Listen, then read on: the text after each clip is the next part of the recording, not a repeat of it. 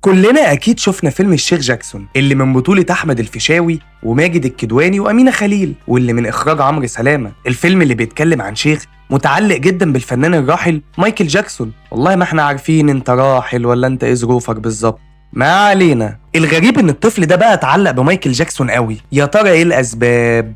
في الحلقة دي بقى من شرح مفصل هنفهم ليه خالد اتعلق جدا بمايكل جاكسون. جهز بقى كوباية الشاي الجميلة لحد ما التتر يخلص.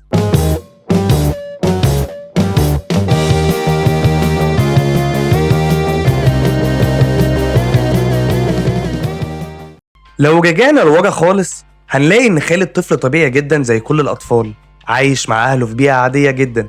لكن المشكلة كلها بدأت لما خالد كان بيتفرج على التلفزيون وشاف قدامه مايكل جاكسون، فسأل ابوه قال له مين ده يا بابا؟ وركز معايا هنا بقى عشان المشكلة كلها بدأت من هنا.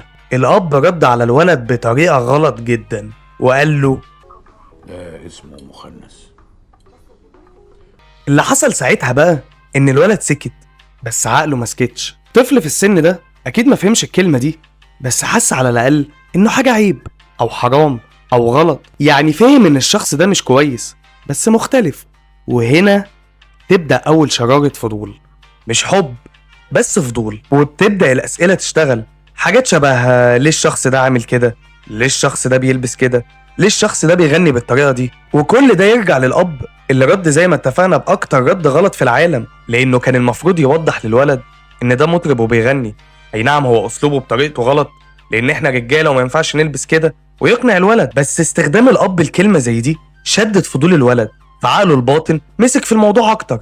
عشان أوضح لك الموضوع أكتر وبشكل مبسط، فاكر زمان لما كنا صغيرين وأهلنا يقولوا لنا اوعى تفتح الدرج ده، وكنا أول حاجة بنعملها إيه؟ إننا نفتح الدرج ده. أيوة، دي طبيعة بشرية، وخصوصا لو طفل.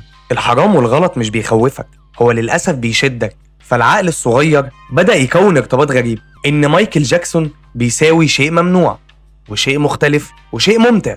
وده خطر جدا لأنك بتكبر والإحساس ده بيكبر معاه.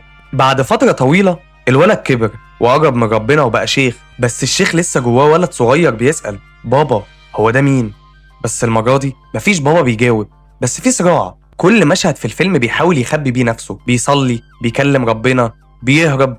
بس مايكل جاكسون بيظهر له في المراية، بيظهر له في النوم، بيظهر له في الشارع، بيظهر له في صوته كمان، في كل حتة.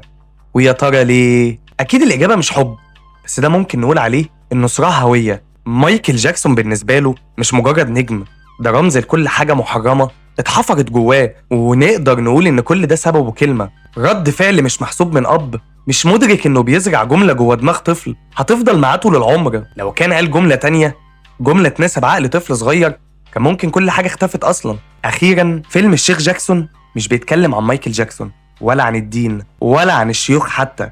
الفيلم بيتكلم عني وعنك وعن أي حد جواه حاجات مش فاهم مصدرها ايه، بس عارف انها بتتعبه وبتكسره من جواه حرفيا.